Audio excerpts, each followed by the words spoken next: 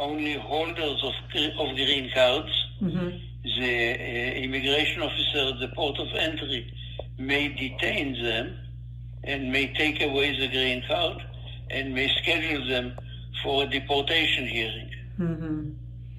By the way, Attorney Golan, this is with regards to a couple, U.S. citizen actually. They traveled out of the country, but they were arrested in a foreign country for some type of fraud charges. What can they do as U.S. citizens in terms of reaching out to the U.S. government to help them out?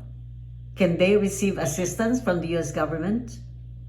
I don't think so, especially not if they were arrested in their original country.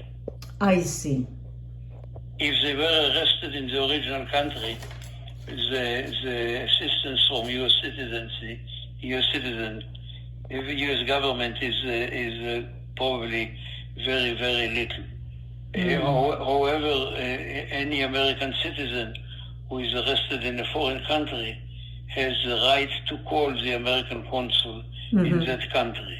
And the American consul will decide about the limit and the extent of the assistance that the government is willing to give them. Since we're speaking about people entering the United States because of a travel outside of the country for vacation or for business, now a lot of people would like to know, Attorney Golan, what types of questions and when do they, try to interview more intently a particular passenger? Are there any things, any red flags they see when they, spot you and ask you more intense questions with regards to your arrival and your past? Are you talking about people who are not permanent residents, people Yes. who don't have green card? For example, tourists, they come in as on a tourist visa, or even a returning green card holder, just like what happened to this woman. There's a big difference. Yes. There's a big difference. Normally, a green card holder who returns to the U.S.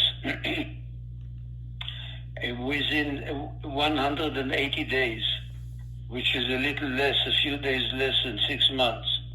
If a green card holder leaves the U.S. for less than 180 days and returns, normally will not be asked any questions.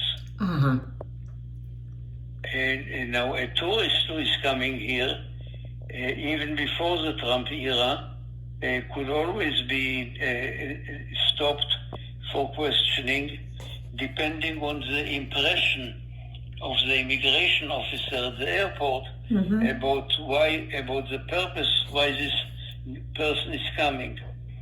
You must remember that having a tourist visa, a visitor's visa, is not a guaranteed entry. A visitor's visa is mainly more or less like a recommendation by the consul to the immigration officer at the airport, saying, we already looked at this person, we believe he is okay, you may decide what to do with it. Okay? Because this is not a guaranteed entry, it's only a recommendation to let the person enter.